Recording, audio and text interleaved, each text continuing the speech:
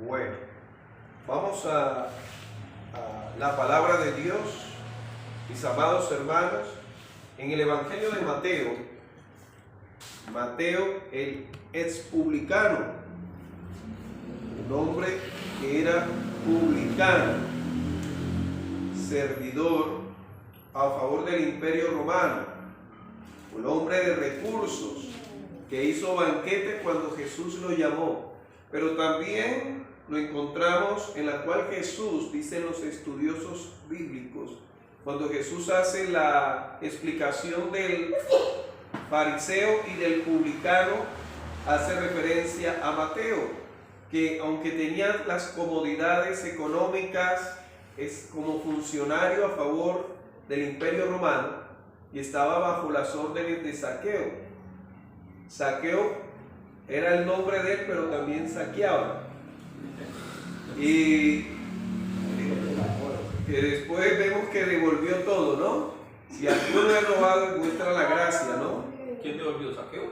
Saqueo, sí, dice Lucas capítulo 19. Pero encontramos que Mateo, apenas Jesús lo mira y le dice, sígueme, dejó todo. Por eso encontramos que es aceptable esa explicación histórica que Jesús hacía referencia del publicano haciendo de Mateo, que él en su corazón solamente necesitaba ese encuentro en el momento indicado, en el tiempo de Dios para buscarlo. Y el título de la disertación es negación de uno mismo, no ser negativo, ¿no? Negativista, sino negación de uno mismo, negarse a uno mismo. Qué difícil nos es, ¿no? Porque muchas veces nos enseñan a ser optimistas y no es malo eso, pero el optimismo no puede ser disfrazado o reemplazado por la fe puesta en Dios. No es el optimismo de la persona que es positiva, ¿sí? No, a mí me va a ir bien y me miro en el espejo y me hablo ahí al que está, no, a ti te va a ir bien, tú eres la persona mejor que tú mereces, no, sino que nos va a ir bien por la misericordia y la voluntad de Dios, la fe puesta en Él. Y en Mateo capítulo 16, versículo 21 al 28, la negación de uno mismo. Jesús anuncia su muerte. A ver, ¿qué persona conoce usted que aparte de Jesús, que anunció su muerte 3 veces, lo haya hecho? No esa persona que dice, me voy a quitar la vida, mi vida no vale nada, yo quiero morirme. No, que diga, ¿sabes? Hoy es el último día que voy a tener. El apóstol Pablo un poquito se acercó cuando dijo, ya el tiempo de mi partida está cerca. No quiere decir que supiera, ¿no? Cuando usted oye a las personas que dicen por teléfono, ¿por dónde vas? No, ya voy cerca. Y uno se queda así, ¿qué cerca? Y dice así, señora. Allá la vueltica. Sí. Bueno, Jesús anuncia su muerte y esto es muy interesante para clarificar sobre la negación de uno mismo. Y dice, versículo 21 al 28. Desde entonces comenzó Jesús a declarar a sus discípulos que le era necesario ir ¿a dónde? A Jerusalén. ¿Para qué? Para morir, para padecer muchos de los ancianos, de los principales sacerdotes y de los escribas y ser ¿qué? Muerto y resucitar al tercer día. Hasta ahí se quedó corto el apóstol Pablo. ¿Ah? Porque él después dice, y me es preparada la corona de vida, ¿no? Pero eso es para todos los que morimos en Cristo.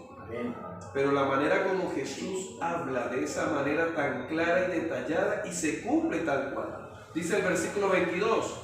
Entonces Pedro, tomando lo que aparte, comenzó a reconvenirle, a querer convencerle, diciendo, Señor, ten compasión de ti. En ninguna manera esto te acontezca. ¿Cuál? Lo que él había dicho, ¿no? Que tenía que ir a Jerusalén, padecer por los sacerdotes, ancianos, de los principales, de los escribas y ser muerto. Hasta ahí se quedó Pedro. Pero él no entendió o no escuchó lo último: y resucitar al tercer día. Al tercer día. Y sigue diciendo la escritura en el versículo 23. Pero Jesús, volviéndose, dijo a Pedro. La palabra volviéndose no quiere decir literalmente que estaba de espalda a Jesús y miró, no, le amonestó. Dijo a Pedro: quítate de delante de mí, Satanás. Me eres tropiezo. ¿Satanás qué hace? ¿Pone qué? Tropiezo. ¿Por qué no pones la mirada en las cosas de quién? Dios. Satanás nunca va a poner la mirada en las cosas de Dios en el sentido de que usted le sirva a Dios, de que usted lea la palabra de Dios, de que usted ore, de que usted entregue su vida a Dios, sino en las de los ¿qué? De los hombres. Ahí cuando habla de hombre, habla del sistema terrenal, apartado de Dios. Entonces Jesús dijo a sus discípulos, ya no a Pedro, a sus discípulos: si alguno quiere venir en pos de mí, niéguese a sí mismo y tome su cruz y sígame. Pero primeramente hay que ¿qué? Negarse a uno mismo. Porque todo aquel que quiere salvar su vida, luego Jesús, esos tres, digamos así, evidencia de aquel que quiere seguir a Jesús, que es primeramente negarse a sí mismo, luego tomar la cruz y ahí sí seguir. Jesús lo resume en el caso del texto, dice: porque todo el que quiera salvar su vida, la perderá. Y todo aquel que pierda su vida por causa de mí, la hallará. Porque ¿qué aprovechará al hombre si ganare todo el mundo y perdiere su alma? ¿O qué recompensa dará el hombre por su alma? Porque el Hijo del Hombre vendrá en la gloria de su Padre con sus ángeles, y entonces pagará cada uno conforme a sus obras. De cierto os digo que hay algunos de los que están aquí que no gustarán la muerte hasta que hayan visto al Hijo del Hombre viniendo en su gloria. Negarse. Lo que nos enseñan muchas veces, ya sea la psicología, cual sea, es la afirmación. Tú puedes. Tú lo vas a lograr. Tú. El ensimismarnos es centrarnos en nosotros, en el yo. Yo soy bueno, yo sí puedo, yo lo voy a lograr. Eso es autoafirmación, afirmar. Contrario a ser negativo. El problema de la autoafirmación es porque usted lo está haciendo pensando en sus propias fuerzas, sin tener en cuenta a aquel en el cual la vida suya y mía está en sus manos. ¿Sí? Entonces, encontramos en el contexto, empieza diciendo el versículo 21, desde entonces comenzó Jesús a declarar ¿a quién? A sus discípulos que le era necesario ir a Jerusalén. Pero ¿por qué nos dice Mateo que desde entonces? ¿Qué sucedió anteriormente? Dice el versículo 13 del capítulo 16, la confesión de Pedro. Luego que ellos pudieron entender lo que Simón Pedro le fue revelado a través del Espíritu Santo, de quién era Jesús. He aquí, tú eres el Cristo, tú eres el Hijo de Dios. Es cuando Jesús le dice a ellos por lo cual había venido al mundo. Jesús no vino simplemente para sanar. Y muchas veces la gente solamente busca a Jesús para sanar, y qué bueno, Jesús sana. La fe puesta en Jesús, en el poder de Dios. Pero esto va más allá, a algo más importante. Isaías en el capítulo 53 nos dice que por sus llagas, por esa obra en la cual su cuerpo fue molido, fuimos nosotros ¿qué? Curados. Pero anteriormente a Jesús muchas personas habían sido curadas y sanadas por el poder de Dios. Pero la enfermedad, llamémosla así, o más que la enfermedad porque se quedaría corto, el pecado, que es más que una enfermedad, ningún médico, ningún profeta, ningún discípulo, ningún rey, ningún rico, ningún pobre pudo quitar, solamente Jesús. A través de lo que él confesó a aquellos que ya entendían quién era ese por el cual habían estado 3 años con él en las mismas circunstancias, en la cual hizo acallar una tormenta, y ellos se sorprendieron. ¿Qué hombre es este que aún los vientos le obedecen? Todavía no tenía claro o revelado quién era Jesús. Y muchas veces se presentan personas que consideran y no tienen claro que Jesús es el Cristo, el Hijo de Dios. Y cuando esto se da, Jesús nos habla de ese propósito por el cual tenían que ir. Dice que le era necesario ir ¿a qué? A Jerusalén. Ahora, era necesario ir a Jerusalén. Ahora, si leemos en el Evangelio de Juan,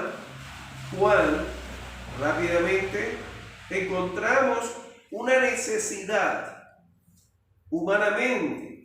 Nos habla Evangelio de Juan, capítulo 11, sobre la muerte de ¿quién? De Lázaro. Pero antes de que Lázaro se muriera, se enfermó. Y dice que era un amigo a quien él amaba. ¿No era necesario que Jesús fuera a Betania? ¿Cuántas veces usted se enferma y nadie lo visita? Ni aún a esos que dicen son mis amigos. ¿Cuántas veces usted llega a saber también que alguien conocido usted está enfermo y no lo visita?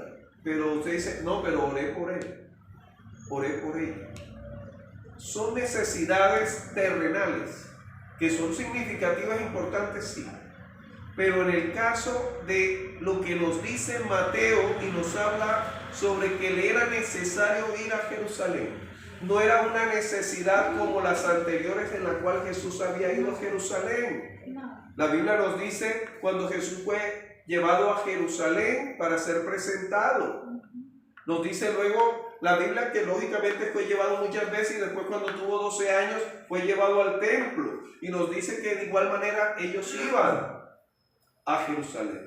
Pero aquí la necesidad, como nos dice, le era necesario ir a Jerusalén. Era para cumplir el propósito por lo cual, siendo Dios, se hizo hombre, se encarnó. Y frente a eso, por lo cual le era necesario ir a Jerusalén. Y dice, para padecer mucho de los ancianos y de los principales sacerdotes y los de los escribas, y ser muerto. Y muchos, hasta ahí nos quedamos, ser muerto. Por eso nos es difícil negarnos a nosotros mismos. Pero habla de muerte física. Claro, ¿quién quiere morirse? ¿Quién puede unirse a lo que decía Pablo? Para mí el vivir es Cristo y el morir es provechoso, ganancia. Y él da la respuesta, ¿no? De estar con el Señor, pero también entiende que no es cuando uno quiere estar con el Señor, cuando Él determina tomar nuestra vida, hasta que el propósito por el cual estemos aquí, y usted se acueste y pueda unirse al salmista, en paz me acostaré, asimismo dormiré, porque solo tú Acompáñame, me hace vivir. Y usted cierra sus ojitos y se acostó de pronto con un problema, oró, lo entregó al Señor, descansó y abrió los ojos y usted dice, uy, todavía tengo vida. Y sigo aquí en esta vida para enfrentar problemas, pero también con Cristo en mi vida. Y lo que va a decir el apóstol Pablo en Gálatas capítulo 2, versículo 20. Ya no. Van 2 domingos que ustedes me están predicando de lo que el Señor tiene preparado y eso es hermoso. Con Cristo estoy juntamente muerto. Cuando dijo crucificado es muerto. No se refiere a que lo acabaron, no, muerto. Ya no vivo porque ya murió Pablo, ya murió usted. Ahora la vida de Cristo está en usted. Y cuando habla de vida, habla en el mismo sentido que debemos andar como Él anduvo, como Cristo anduvo. Entonces, ahora, ¿por qué? Porque ahí en ese versículo nos quedamos muchas veces en ser muertos y resucitar al tercer día? Porque hasta ahí lo escuchó Pedro. Miren que Pedro se le acerca porque se quedó con el Cristo que iba a morir y se iba a quedar en la tumba, que iba a padecer, y muchas veces nos quedamos con la tragedia, y muchas veces nos quedamos con la enfermedad, y muchas veces nos quedamos con la escasez, y muchas veces nos quedamos con los problemas, con las dificultades, pero no vemos más allá de lo que Dios tiene, la respuesta, la solución, ¿sí? Y por eso encontramos la actitud de Pedro, dice el versículo 22, y Pedro tomándolo aparte comenzó a reconvenirle. Mira, no te metas en ese problema, no tomes esa decisión. ¿Cuál? Volvemos acá, de ir a Jerusalén, padecer mucho por los ancianos y de los principales sacerdotes y los escribas y ser muerto. Hasta ahí. Pedro no había escuchado o no quiso escuchar cómo iba a continuar, que no terminaba en la tumba, sino que iba a resucitar. ¿Conoce personas así? Que siempre se están quejando, lamentando, ay, mire cómo está, ay, cómo está. Entonces, si la situación está así, ¿por qué no adoras a Dios que Él va a tomar control de esa situación y te va a sacar de eso? ¿Sí?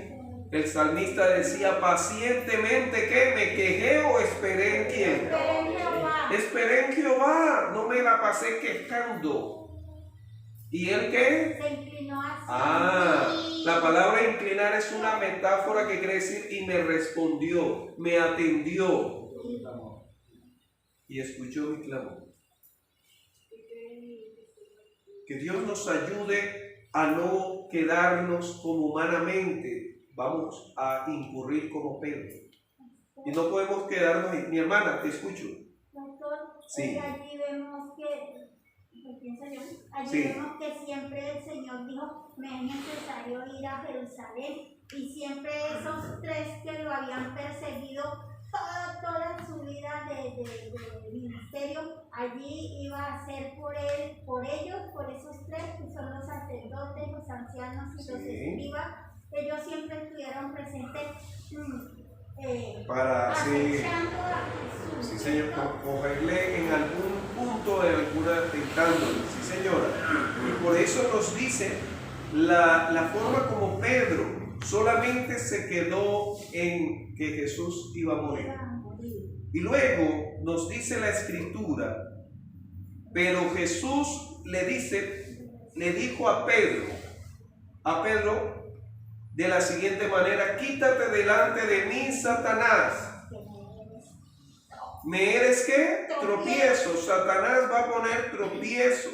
Y luego Jesús nos da la respuesta. ¿Por qué no pones la mirada en las cosas de quién? De Dios. Es decir, cuando usted y yo no nos negamos a nosotros mismos, no estamos poniendo la mirada en las cosas de Dios, sino en las terrenales, temporales, en Colosenses capítulo 3 dice, poniendo las miradas en las cosas de arriba. De arriba. Y sigue diciendo que esto viene por influencia de Satanás, pero también de nosotros mismos. Por eso Juan va a decir en las epístolas que nosotros no podemos colocar la mirada en las cosas del mundo, ¿sí? Porque las cosas del mundo pasan, son temporales, pero poner las cosas en Dios son eternas, permanentes. Y Jesús entonces, sino en las de los hombres, en el sistema del hombre. Entonces debemos mirar más allá a través de la luz que nos da la palabra. Y quiero a la vez, Jesús dice, entonces Jesús dijo a sus discípulos, si alguno quiere venir en pos de mí. Ahora aquí nos habla de manera personal. Si usted quiere venir en pos de Jesús, vivir la vida de Jesús, niéguese a sí mismo, tome su cruz. Cuando habla de negarnos a nosotros mismos, es morir a nosotros y la vida de Jesús en nosotros, vivir y andar como Jesús. Y luego dice, y tome su cruz. Ahí nos habla del propósito personal de cada uno de nosotros. Dice, tome su cruz. Cada uno de nosotros en Dios tenemos un propósito y sígame. Si usted está viviendo la vida de Jesús, pero todavía no tiene claro el propósito de Jesús, de Dios en su vida, hable con Él. Y quiero concluir esta parte en la cual dice, porque todo aquel que quiera salvar su vida, la perderá. Lo que nos quiere decir, cualquiera que quiera vivir la vida, que quiera realmente vivir la vida de Jesús, debe primeramente aceptar que ya no vive para sí, sino para Cristo. Y es lo que nos dice Pablo en Gálatas capítulo 2 versículo 20. Con Cristo estoy juntamente crucificado, muerto ahí. Ya no vivo yo, y todo lo que vivo ahora en la carne lo vivo en la fe de aquel y se entregó. Vamos a concluir, mis hermanos, en la cual Pablo en Filipenses, ¿cómo se lleva a cabo esto? Dice, cualquiera que quiera seguir, es querer, la voluntad suya. Dios le da a usted el permiso de decidir. ¿Y qué es lo que hizo Pablo? Dice en Filipenses capítulo 3. Dice de la siguiente manera. Versículo 4 de Filipenses capítulo 3 dice, aunque yo tengo también de qué confiar en la carne. Autoafirmación. Si alguno piensa que tiene de qué confiar de sí mismo, de la carne, dice Pablo, yo más. Entonces voy a leerlo de la siguiente manera para contextualizarlo. Yo, dice Pablo, yo circuncidado al 8º día, yo del linaje de Israel, yo de la tribu de Benjamín, yo hebreo de hebreos, yo en cuanto a la ley fariseo, yo en cuanto al celo perseguidor de la iglesia, yo en cuanto a la justicia que es en la ley irreprensible. Pero yo en mí mismo, cuántas cosas eran para mí ganancia, para mi yo ganancia, yo las estimo como pérdida por el amor de Cristo.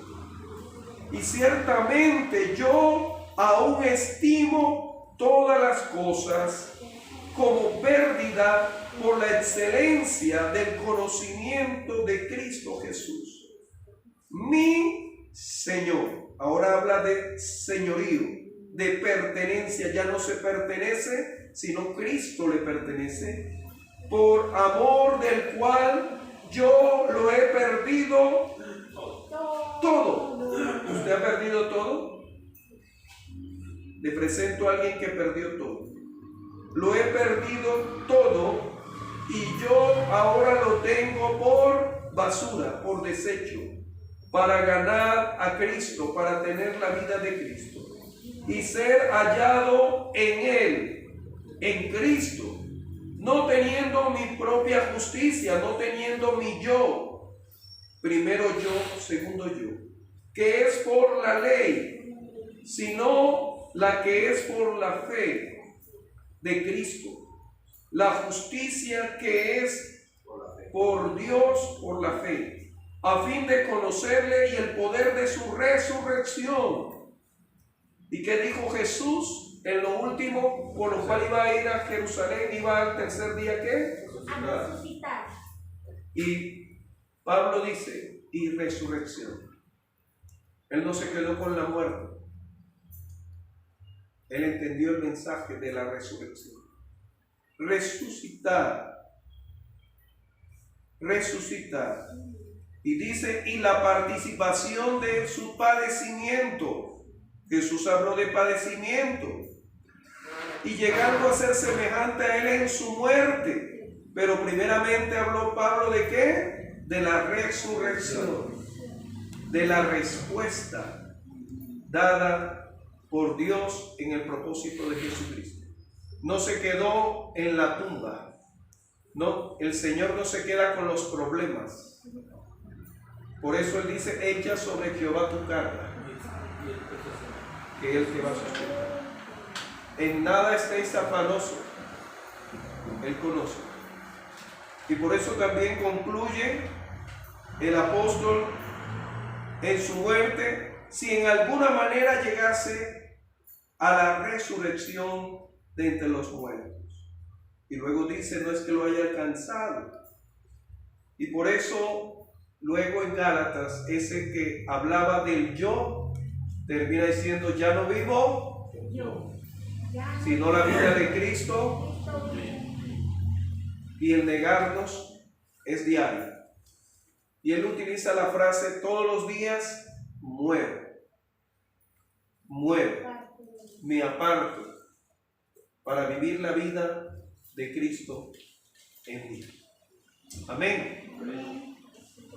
Vamos a orar. Amado Dios, eterno Rey, aquí estamos, Señor, viviendo para ti, por ti, y pidiéndote, Señor, que nos des las fuerzas para no vivir para nosotros, sino la vida tuya en nosotros.